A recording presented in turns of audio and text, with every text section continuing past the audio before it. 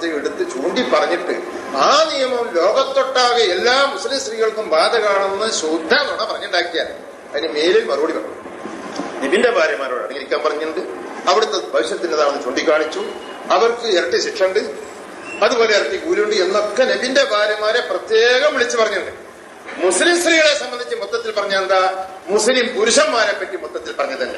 അപ്പൊ സ്ത്രീകൾക്ക് മാത്രമായിട്ട് ഭർത്തന്റെ വർത്താനം മിണ്ടരുത്. വേറെ വേണമെങ്കിൽ പുരുഷന്മാർക്ക് വേണം, അവിടെ വേണ്ട ഇവിടെയും വേണ്ട, ഇതുള്ളൂ.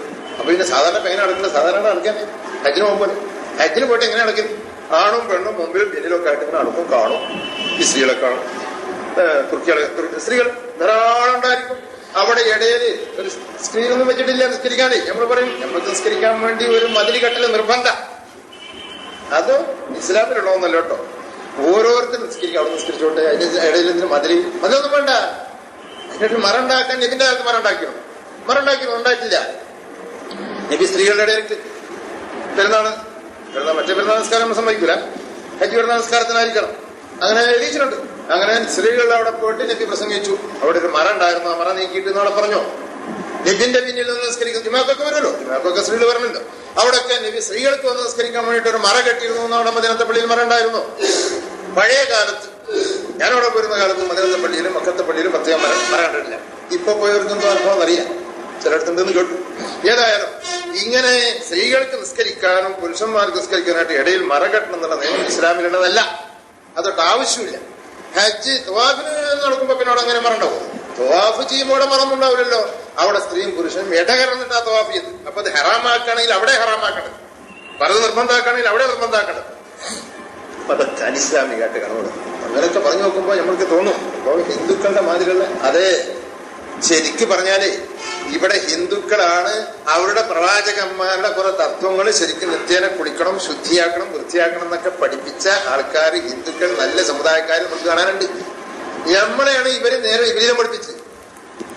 ആസനം കഴിക്കണം നിർബന്ധമില്ല, പല്ല് കഴിക്കണം നിർബന്ധമില്ല.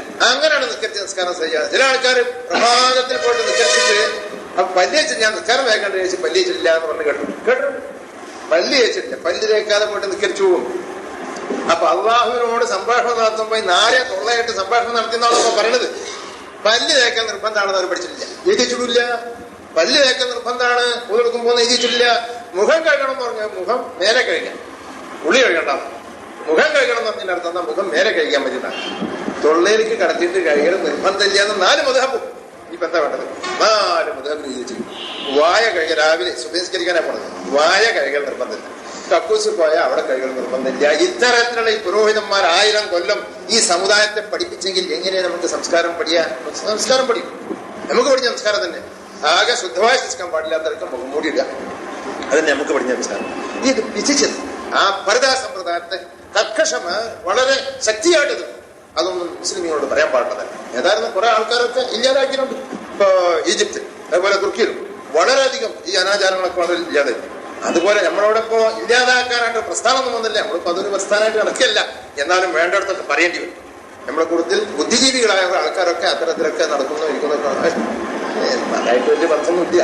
കണ്ടേ, പെണ്ണിന്റെ കോലം കണ്ടില്ല, മകളുടെ കോലം കണ്ടില്ല. മകളെ കൊണ്ടെടുക്കുന്ന മുടിയൊക്കെ മുടഞ്ഞിട്ട് ഇങ്ങനെ കണ്ടോട്ടെ. എന്താ പേര് അബദ്ധം? മുടി മുടഞ്ഞിട്ടു, അല്ലെങ്കിൽ ചുരുട്ടി കെട്ടി, അതൊന്ന് കണ്ടു, അല്ലെങ്കിൽ വെട്ടി, അതൊന്ന് കണ്ടു. എന്താ പേര് അബദ്ധം? ആര് പറഞ്ഞു എന്നാ ചെയ്യുന്നത്? ആര് പറഞ്ഞു അങ്ങനെ സ്ത്രീകളുടെ മുടി കാണാൻ പാടില്ല എന്ന് പറഞ്ഞവൻ ആരാന്ന് നമുക്ക് ചോദിക്കണം. ആരാ പറഞ്ഞത്? അള്ള പറഞ്ഞ് കാണിച്ചിട്ട്. അപ്പൊ ചുരുക്കത്തിൽ ഇത്തരം അനാചാരം, അശാസ്ത്രീയമായ നടപടിക്രമം ഇതിന് നമ്മൾ എതിർക്കേണ്ടി വരും. ഭാഗികമായിട്ട് മതി, അത് മാത്രം പ്രശ്നമായിട്ട് നടക്കല്ല. ഇത് പ്രദേശം സംബന്ധിച്ചിടത്തോളം നമ്മൾ മനസ്സിലാക്കുമ്പോഴേക്കും പറയണ്ടായി, പക്ഷെ വിശദീകരിക്കാൻ കഴിഞ്ഞില്ല. അതുകൊണ്ട് വിശദമായിട്ട് ഈ വിഷയത്തിൽ നമ്മൾ പഠനം നടത്തിയിട്ട് മറ്റുള്ളവർ ചെയ്യുന്നതിനെ പുച്ഛിക്കാൻ പോണ്ട. നമ്മൾക്ക് ആശ്വാസകരമായിട്ടുള്ള സംസ്കാരത്തോട് യോജിച്ച നിരക്കുള്ള നടപടിക്രമം നമ്മൾക്കും അതിലൊക്കെ ആ സമ്പ്രദായം നടപ്പിലാക്കാം. അത്തരത്തിലൊക്കെ നടപ്പിലൊക്കെ ചെയ്യാവുന്നതാണ് എന്ന് മനസ്സിലാക്കാം. വെറുതെ വേണ്ടാത്ത അനാവശ്യങ്ങൾ നൂലാമാല ഖുർആൻ പറയണം. അകലാൽ ഇസ്ര അകലാൽ എന്ന് ഖുർആൻ പറയാറുണ്ട്. അങ്ങനത്തെ ഇസ്റും അകലാലും ഇല്ലാതാക്കാനാണ് നബിനെ അയച്ചത്. നബി ഇല്ലാതാക്കുകയും ചെയ്തു. പക്ഷെ നമ്മൾക്ക് നേരെ വിപരീതമായിട്ട് തിരിച്ചടിച്ചു എന്ന് പറഞ്ഞ് നമ്മളുടെ ബുദ്ധിശൂന്യത, ഖുർആൻ പഠിക്കാത്തതിന്റെ പേര്. നബി എന്താ ചെയ്തത് പഠിക്കാത്തതിന്റെ പേര്, പുരോഹിതന്മാരുടെ വാക്ക് കേട്ടത് കൊണ്ടിട്ടാണ് നമ്മൾ ഈ അപകടത്തിലൊക്കെ പെട്ടത്. അതുകൊണ്ട് പുരോഹിതന്മാരുടെ മതം അതൊന്ന് വേറെ, ഇസ്ലാം മതം അതൊന്ന് വേറെ. അത് എവിടുന്നാ കിട്ടുക? ഖുർആനിൽ നിന്ന് തന്നെ ആദ്യാവസാനം ഖുർആനിൽ നിന്ന് തന്നെയാണ് ഇസ്ലാം മതത്തിന്റെ എല്ലാ സംസ്കാരങ്ങളും. എല്ലാ സിദ്ധാന്തങ്ങളും എല്ലാ ആദർശങ്ങളും കിട്ടുന്നതെന്ന് വിശ്വസിക്കുക, അതുപോലെ പഠിക്കാൻ ശ്രമിക്കുകയും ചെയ്യാം. ആ തീരുമാനത്തോടുകൂടെ മുന്നോട്ട് പോയാൽ നമ്മൾക്ക് വേണ്ട പ്രശ്നമൊന്നും ഉണ്ടാവില്ല, അനാവശ്യമായിട്ടുള്ള കെട്ടിപ്പിടിപ്പുകൾ ഉണ്ടാവില്ല എന്നുള്ളത് മനസ്സിലാക്കാം. ഇച്ചിരി പറഞ്ഞുകൊണ്ട് അവസാനം